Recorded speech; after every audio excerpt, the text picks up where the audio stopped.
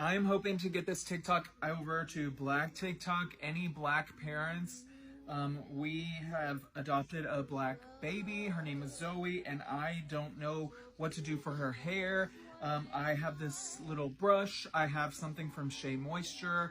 I really don't know what to use, so please, any Black parents or anyone who knows what to do with Black children's hair, please help me in the comments. Thank you. So 2 days ago, I made a video on the viral case of Baby Zoe. This is a case that unfolded on TikTok. This video is supposed to be one of the videos that get all the attention in the world, but for some weird reason, the video didn't get much attention, unfortunately. But it's a video that needs all the attention in the world because it's about a baby here, a Black baby girl for that matter. It's about her safety, her overall living situation at the moment, and her adoptive parents. And all of this has everyone worried for good reason. So yeah, baby Zoe situation needs all the attention in the world. Because my goodness, with all of the information, with all of the evidence we have on this case on TikTok, we cannot say that baby Zoe is in the best of hands. If you are here right now and you missed that video, I want to implore you to please go check it out and share that video because we need more attention on baby Zoe's situation. The video is pinned down below in the comment section and it's also in the description. We do have an update for this case, and oh my goodness, this update has me even more unsettled now. This update has me even more worried for baby Zoe. A brother from TikTok was able to speak with Zoe's adoptive parents, and he was able to gather some very vital information to this case. He made a video sharing all that he found, so I'm just going to let his video roll and I'll meet you guys at the end. Hey Light Shiners. So this video is going to be a recap of my investigation with Zoe and her adoptive fathers. I did get to speak to Will. He was the adoptive father who was brushing the hair. I spoke to him yesterday for about an hour on my live, and I did get confirmation of all of my questions that I had on my previous video that you guys just watched. So I'm going to go over those facts. I'm also going to answer some of the questions of how did this all even happen. So let's start with the facts. The first fact that I, as an adoptee and an adoptee advocate, want to make very clear that this was a legal private adoption. It is very unethical, but they did it the legal way. And because there isn't much governmental oversight, really no oversight with private adoption, as long as you have the money, you can get your product, which are babies. So let's start with the facts. The first fact is Will and his husband are both convicted felons. That's just the fact of the matter. I spoke to Will about this yesterday, but like I said in my previous video, most people who struggle with addiction also that coincides with a laundry list of convictions. And unfortunately, between him and his husband, there's over 100 charges, many of them felony charges, not all convictions, because I know convictions and charges are different, but they both have been convicted with felonies in the state of Texas. Now, out of all of those convictions and charges, none of them were child abuse related. None of them were sex crime related. But if we're sticking to the facts, there were violent felonies on there. And there are also many drug felonies on there. To be clear, we're just dealing with the facts. The second fact of this case is both of the adoptive fathers are recovering addicts, but they both have at least 10 years under their belt, okay? So that's just a fact. And we support people who struggle with addiction, and we know that rehabilitation can happen, but that's just the facts. Once again, we just covering the facts here. The third fact of the matter is, where did the Zoe come from? And this is the most upsetting. Zoe's mother is a 23-year-old former foster youth who already has 3 prior children, 2 in her care. One, I believe, is with a family member or a friend. I don't know if the third one got adopted out. I believe it's with a family member or a friend. This is something we see from foster youth all the time. More than 75% of women who will grow up in foster care system will be pregnant by the age of 19. And this is a statistic that I talk about regularly. So for the people saying, well, she just gave up her baby. This was a foster youth who was also failed by the system, right? And the system then convinced her to give up her child. It's generational trauma, y'all. And the last fact that I want to share before we get to answering some of the most common questions I saw was this done legally? And unfortunately, yes. So let's get to the questions. Now, I know y'all wondering right now, how the did he get approved for adoption? Well, after speaking to Will yesterday, he did tell me that he and his husband both knew pretty much that they couldn't go through the foster care or the public adoption systems, because foster care and the public adoption systems, they do have policies and procedures that prevent felons and people with previous drug addictions from being foster parents or adoptive parents through the public foster care system or public adoption. Now, the difference between public adoption and private adoption is public adoption has governmental oversight. Private adoption does not. Private adoption is just a private industry, a private adoption company, or a private adoption attorney. In this case, Will and his husband used a private adoption attorney who then hired an adoption social worker to look for a baby to adopt. Most of these babies that they look for to adopt are either in y'all's community, your churches, or sometimes they will go to private adoption agencies and pay a fee for some of their referrals. Yeah, you heard that right. Adoption agencies. If you guys have seen the ads, can you not take care of your baby? Do you want to offer your baby a better life? That's not foster care advertising to you. Those are private adoption agencies who then sell that baby to the highest bidder, whether that be an adoptive parent or a baby broker. They're called baby brokers. This attorney was a baby broker, and they just try to find their clients' babies. Well, Carlos, I thought that in the state of Texas, you said that you couldn't adopt and be a felon. I did, and you can't. Unless you go through a private adoption and you use a baby broker, because if you use a baby broker, that baby broker is the one who approves you, not the government. Remember, I said that private adoption has no governmental oversight. So meaning that if the baby broker just wants your money, right, they can just ignore your background, which many do. All they have to do is find a parent who they can coerce to give up that child, have that parent sign over for adoption, and then wait 6 to 12 months after the baby was born and then finalize the adoption. No background check. Now, Will did say that he and his husband did go through a home study and did go through a background check. But once again, these home studies and background checks are approved by the baby attorney, the adoption attorney, or the baby broker.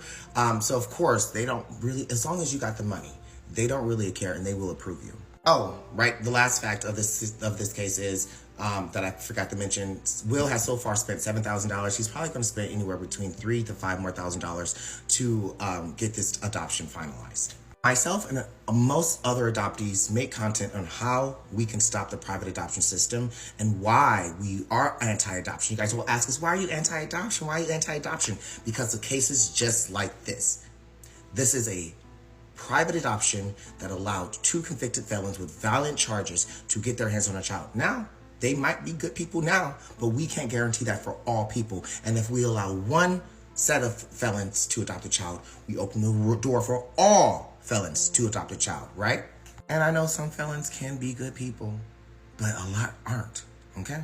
I will be making more videos about how we can, as a Black community, protect our children. I believe that we need to create something like ICWA, which is the Indigenous Child Welfare Act, right? That Native children can only go to Native families. I believe that that should apply for Black children, Latino children, and Chinese children, all races of children.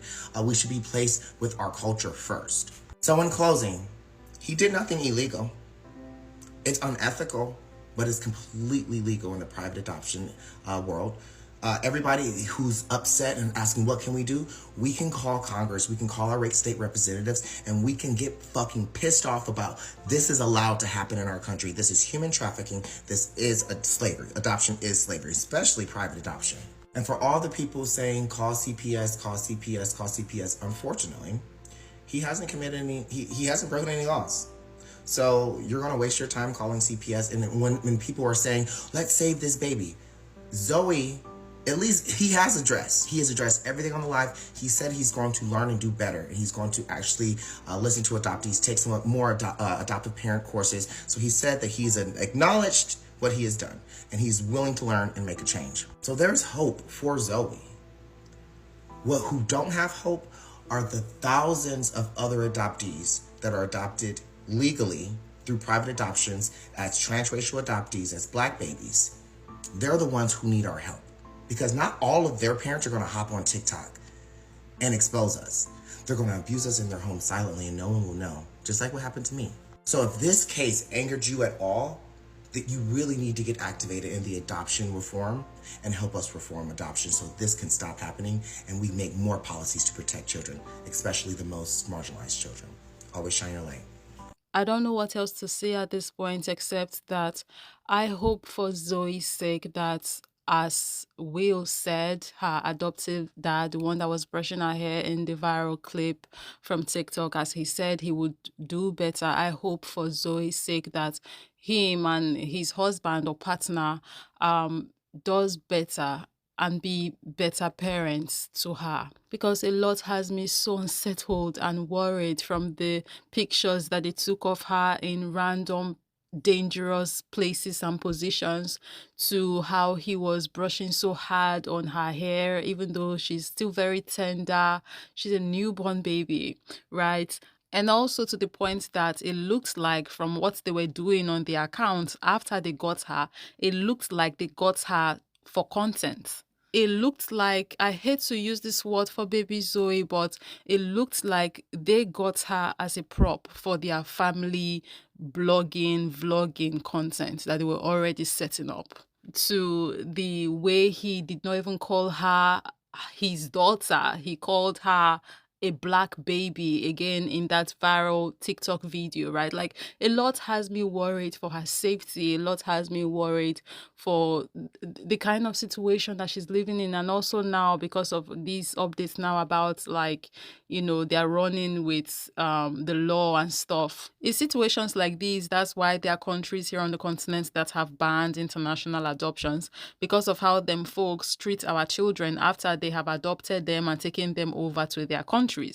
And also, you have to put into consideration the fact that the majority of them folks are not equipped to take care of our children. Hell, some of these people are not even supposed to be anywhere near children, not to talk about being like near our children, right? Like, and this is not me now being discriminatory or anything. Like, there are legit people out there who are not supposed to be anywhere near children, regardless of race now. I mean, like, there are people that are not supposed to have kids, either their own biological kids or adopt kids, because these people are not good people. They don't really love kids like that. They can't take care of kids like that. So there are some people, like, regardless of race, that are not supposed to have children or be anywhere near children. So yeah, some of these people are not equipped to take care of any children, for that matter, not to talk about being equipped to take care of African Black children. And now, learning about private adoption myself after this case and seeing how, it goes down, it really is sad. It's sad, more so for the children, yes, but if you think about the mothers as well, it's sad for them, because these agencies are preying on these moms. I truly wonder what Zoe's mom must have been going through right now, if she did come by this situation, what has been going on with her daughter. I just know that as a mother, even though she was forced to give her child away, even though that's maybe probably not something she wanted to do, but because of her situation, she needed to do that because she wants to give her baby a better life, right? But now see the information that she might come by on the internet about her daughter. Imagine her seeing her daughter in those weird places that she was placed, those dangerous places that she was placed for a photo shoot. I don't think any mom would feel settled or happy about such things. I don't think any mom would be happy to see their children in danger like that. Like, having to give your child away in the first place, I'm sure it's heartbreaking. But then coming by all of this about your child later on, like, I can only imagine what Zoe's mom is going through. This is crazy. This is sad. It's very unfortunate that this is the world that we live in. People are buying babies. The system is crazy for real. And I'm glad he called it exactly what it is. It's human trafficking. As a society, we need to put an end to all of these insanities. But guys, what do you think? Let me know down below in the comment section. And of course, as always, I'll see you guys in the next one.